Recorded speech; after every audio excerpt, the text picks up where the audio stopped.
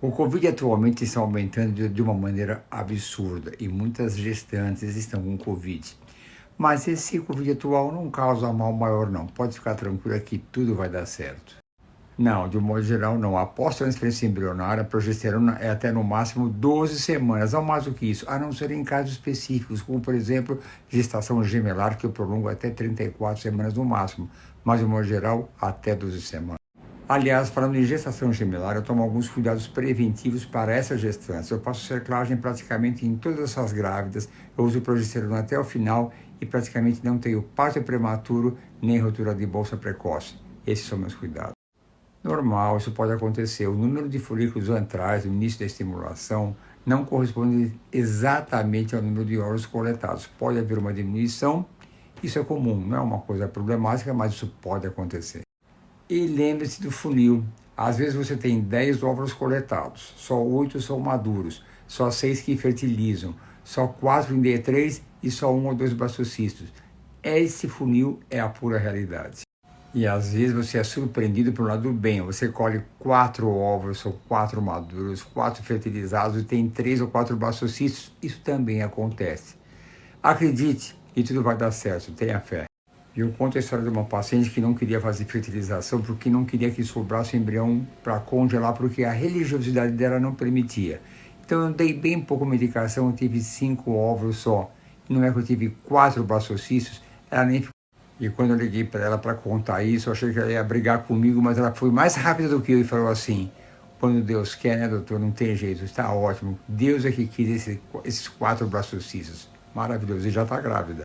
De um modo geral, eu sempre transfiro os embriões congelados, porque o endométrio é mais receptivo e muitas vezes a paciente tem algum probleminha que pode ser tratado antes da transferência, mas não antes da estimulação ovariana. Então, de um modo geral, eu prefiro o embrião congelado. Lembre-se sempre, se você tiver adenomiose, endometriose, endometrite ou uma célula NK descontrolada na sua proporcionalidade, trate antes da transferência embrionária, que os resultados serão melhores. Após a transferência embrionária, o repouso de alguns minutos, 20 minutos no máximo, é o suficiente. Eu faço sempre após o almoço e falo para ir para casa, ficar até a noite deitadinha, pode tomar um banho à noite e no dia seguinte vida totalmente normal, 100%. Não há nenhuma necessidade de ficar em repouso 2 dias, 3 dias. Aliás, saiu um artigo mostrando que se ficar em repouso exagerado pode atrapalhar até a implantação, mas eu não acreditei nesse artigo não, mas até isso já escreveram. Olha, qualquer doença inflamatória pode atrapalhar a implantação, isso é uma verdade. Poderia ser o Covid ou um outro caso qualquer. Talvez, a gente não pode garantir, porque do Covid a gente sabe muito pouco. Lamento. Agora, essa só transferência em D4 na fase de mórula ou estava no embrioscópio e adiantou demais em blastocisto, mas normalmente a gente não transfere em D4. Não posso falar nada porque não estou presente, mas é um pouco diferente. Não entendi muito bem o objetivo da sua pergunta, mas se você quer saber se eu acho que tem que tratar com enoxaparina, eu lhe respondo, sim, trate com enoxaparina direitinho, não tem outra alternativa. Enoxaparina para você. O fato de você ter tido uma falha de implantação com o embrião euploide não significa que os próximos serão assim. O mais importante é pesquisar todos os detalhes que podem justificar a sua falha de implantação. Continue tentando sempre. Não fique perdida. Se você tem adenomiose, tem que tratar clinicamente, é proporcional à gravidade da sua adenomiose. O quanto que essa adenomiose está infiltrando o seu miométrio, e aí pode durar até 6 meses até que fique boa. E quanto a endometriose, se você tratou a sua endometriose antes da transferência, em todos os casos, às vezes a cirurgia pode ser uma boa opção. E quanto a adenomiose, tem que tratar até que ela regrida ao máximo. Você vai ficar grávida, tenha fé. Nesse caso que você explicou, com hidrosalpinge é laparoscopia para retirada dessa tuba. Esteroscopia aqui não tem nenhum sentido. Idade de Morgane, se for isso, não tem nenhum problema não. Então, só operar a trompa. Sim, não vejo problema nenhum você usar estradiol. Se houver um risco maior, você pode acrescentar a enoxaparina logo no preparo do endométrio. Mas para tratar o endométrio ficar mais espesso, é sem estradiol, ainda mais se tem um ovário policístico. Só para ampliar o comentário, eu adoro fazer a transferência em ciclo espontâneo, sem dar remédio nenhum. Mas com o ovário policístico, geralmente são ciclos que duram 2 meses, não vem a menstruação. Então, nesse caso, o ideal é você dar estradiol para tornar o endométrio mais espesso. Claro que tem esperança. Que coisa mais amarga se pode ter esperança. Não é um problema grave, não. Infertilização in vitro, na hora de preparar o sêmen, tudo isso pode ser consertado. Tranquilo. Tenha fé, você vai engravidar. Seja mais otimista, mais feliz, por favor. Mas quando eu falo para ser otimista, não é aquele otimismo tóxico que o padre Fábio comenta, aquele exagero de otimista. Pensa positivo, que tudo vai dar certo. Eu acho que pensar positivo não resolve nada. Mas se empenhar para fazer o melhor que pode ajuda bastante. Que bonitinho, o seu comentário é muito simpático, mas eu gosto de ajudar as pessoas, mas eu gosto mesmo de ver todo mundo grávido, e nem importa se é minha paciente ou não.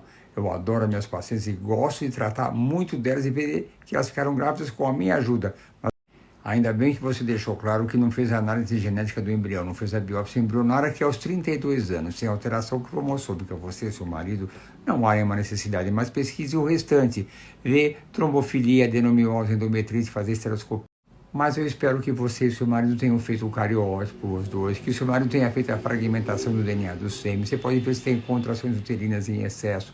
Faça tudo o que puder para afastar outras causas de falhas de implantação. O Zoladex, depois de 2 doses, para algumas pessoas pode demorar até 3 meses para descer a menstruação. Normal, porque bloqueou, é como se estivesse anulando os seus efeitos hormonais e demora um pouquinho para voltar. Mas é tranquilo, vai voltar.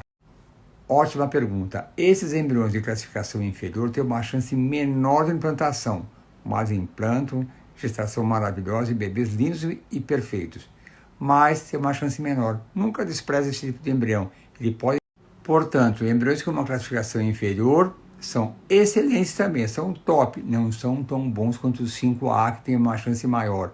Mas às vezes o embrião 5A não implanta e um 4CC implanta. Gestação maravilhosa, bebê perfeito. Que lindo, obrigado por me adorar. Os exames antes da técnica são todos aqueles que podem justificar uma falha de implantação. Então a gente pede antes de fazer a transferência. São muitos, não dá para falar aqui em 15 segundos. Eu vou deixar aqui um link para o site que eu mesmo... Ótimo, eu não sou contra a transferência de embriões em D3, não. Eu tenho muita gestação com embrião em D3. Tem casos de pacientes que nunca conseguiram ter blastocista. Eu falo, vamos fazer a transferência em D3 e aí ela engravida. Cada caso tem a sua peculiaridade. É sempre... Olha, a chance de engravidar com um coito programado é 10, 12% no máximo. Passar para a inseminação vai para 20% no máximo. Conforme outros detalhes que podem envolver a sua fertilidade, podem ir direto para a fertilização in vitro. Aí vai para 60%. Aliás, tem uma aula que eu dou sobre fertilização in vitro que eu coloco entre as causas de indicar a fertilização in vitro é o esgotamento emocional do casal, porque ninguém aguenta tantas tentativas sem sucesso. E aí vai direto para a fertilização que você... E aí, por fertilização in vitro, pode chegar a uma taxa de gravidez de até 60%, às vezes até mais, até 70%, conforme o caso. Porque essa história de ter relação sexual todo mês com hora marcada leva a um esgotamento emocional, uma fadiga afetiva. Aliás, no meu entendimento, Deus criou o sexo como uma manifestação do amor, uma manifestação espontânea que um casal tem um pelo outro. Sexo com hora marcada, sexo obrigatório, naquele dia, naquela hora, desgasta a relação, sem dúvida nenhuma. Quer dizer, por 2 ou 3 meses ainda pode ser, mas fazer eternamente relação sexual com hora marcada é difícil. Aí o caso passa por um tratamento mais efetivo. Fertilização in vitro pode ser a melhor opção. Eu sempre faço a estereoscopia na fase lútea, depois do período ovulatório, porque eu tenho um endométrio mais espesso, eu colho mais material para análise. Então, no meu entendimento, o melhor momento era a fase lútea, após a ovulação. Não sentir nada após a transferência embrionária não significa nada. Não queira predizer o resultado. Estou sentindo um enjoozinho, acho que estou grávida. Eu não estou sentindo nada, eu estou grávida. Aguarde o resultado e tenha fé. Sim, 5º dia após transferência, progesterona 12 eu acho baixa. Tem que ajustar, aumentar a dose ou até passar para injetável. Mas eu acho baixa, mas dá para ajustar e tudo vai dar certo. Tranquilo, é normal essas alterações super frequentes. Sim, congela óvulos, que é uma opção interessante, ou congela embriões, depende de você. Mas tem que tratar a adenomiose antes de transferir os embriões. E a endometriose depende de cada caso, o grau de comprometimento aí é muito específico. A cirurgia para endometriose de ovário e endometrioma é a mais complicada e que gera preocupações, porque quando você opera e tira o endometrioma, você também leva a reserva ovariana. Então, somente em casos específicos é que a gente faz a cirurgia, mas dá para engravidar sem Agora, se a endometriose causa abortos, existem controvérsias. Aí você põe numa balança, será que eu devo operar a endometriose do ovário e colocar em risco a minha reserva ovariana, ou devo tratar clinicamente e ter o risco de um aborto? Eu fico com a segunda opção, que é mais garantida. Essa sua dúvida é muito boa, viu? E gera muita discussão. Mas, mais uma vez, é melhor a gente contar com o mais garantido. Faça o tratamento clínico antes da transferência e tenha fé que tudo vai dar certo. Cirurgia, nesse caso, só em... Que pergunta fácil. Como decidir entre transferir um embrião ou 2 embriões? Decisão simples. Transfira um embrião. É sempre a melhor opção. Porque você vai ter uma outra opção para esse embrião que vai ficar congelado. Sabe, eu gosto quando alguém fala que eu sou instrumento de Deus, porque a conotação é essa. Quem faz sou eu, mas quem me guia é Deus. Quando dá certo, é porque Deus fez implantar. Vocês são o máximo. Eu sou um casal maravilhoso. Muita fé que tudo... E como sempre, eu adoro quando elogio minhas meninas. Elas são realmente o máximo. Eu vivo falando que eu não vivo sem elas. Elas judiam de mim, não tenha dúvida nenhuma. Mas com as pacientes, elas são nota 1000, são maravilhosas. Acabei de falar agora há pouco, não tem nenhuma necessidade de ficar em repouso tanto tempo. Isso não vai aumentar a sua chance de engravidar. E até comentei, tem um artigo que falou que faria mal ficar muito em repouso, que eu disse que não acredito, achei bobeira isso. Mas não é necessário. Que bom, se eu estou ajudando, tá ótimo. E se Deus quiser, tudo vai dar certo. Falei agora há pouco também que não tem esse otimismo tóxico, tudo vai dar certo, eu tenho que pensar positivo. Eu não penso isso.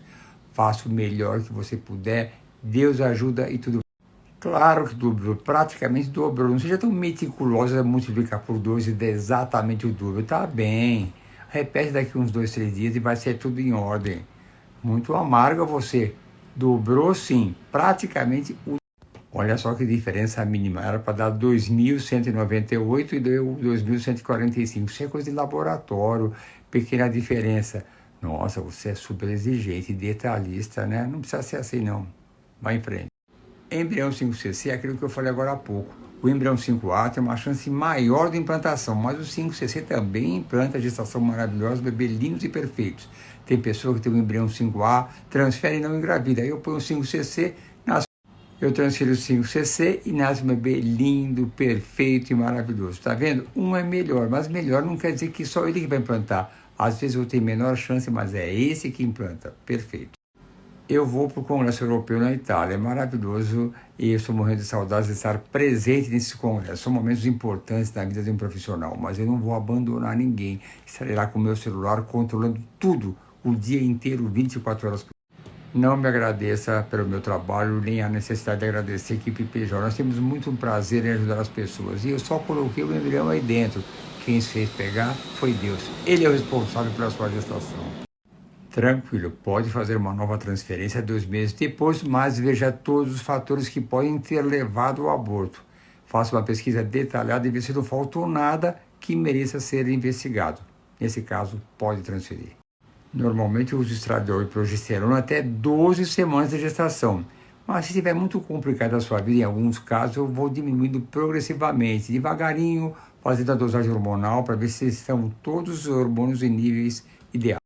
Poder, pode, mas cuidado com o exagero de Ozempic. Hoje em dia temos muitas preocupações porque ele atrasa o esvaziamento gástrico, na necessidade de uma anestesia pode complicar.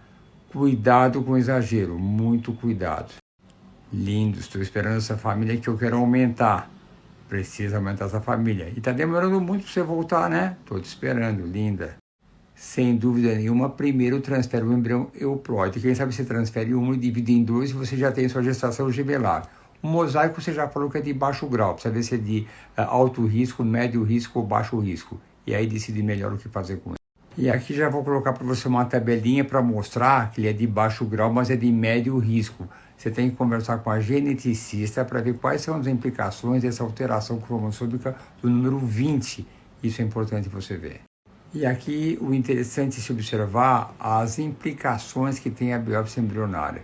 Até alguns anos atrás não se falava em mosaico e quantos embriões não foram jogados fora, um número enorme. E hoje em dia se valoriza esse embrião.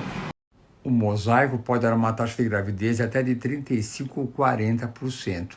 No passado eram considerados aneuploides e todos eram descartados. E quantas pessoas não tinham um único embrião e perderam a única oportunidade de engravidar? Por isso, sou muito cauteloso com as indicações de biópsia embrionária de maneira indiscriminada. Muitos lugares é assim, tem 34 anos, faz biópsia, tem 36 anos, faz biópsia, para que não há necessidade? As indicações são precisas, ou o casal tem alteração. Por isso, as indicações da biópsia embrionária exigem equilíbrio e bom senso. Essa não é uma opinião minha, não. Muitos médicos do mundo inteiro estão condenando esse exagero nas biópsias embrionárias. Equilíbrio é fundamental na medicina. Obrigado pelo carinho e pelo comentário. E saiba que todo esse carinho é mútuo, meu e de toda a família PGO.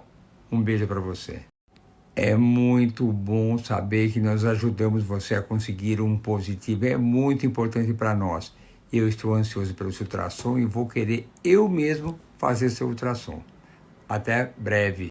Sim, a falência ovariana pode surgir de maneira inesperada. Não significa porque teve um filho aos 36 que 3 anos depois não teria a falência ovariana. Pode acontecer, tem que investigar o motivo, tem muitas razões para isso, mas pode acontecer.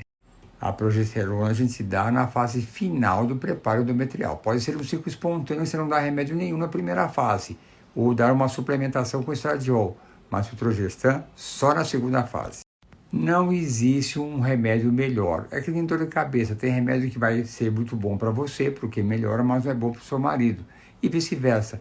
Cada pessoa se adapta mais a um medicamento. Os dois são excelentes, perfeitos, maravilhosos. E para concluir, eu uso os dois de maneira indiferente, ou um ou outro. Portanto, qualquer um dos dois é excelente.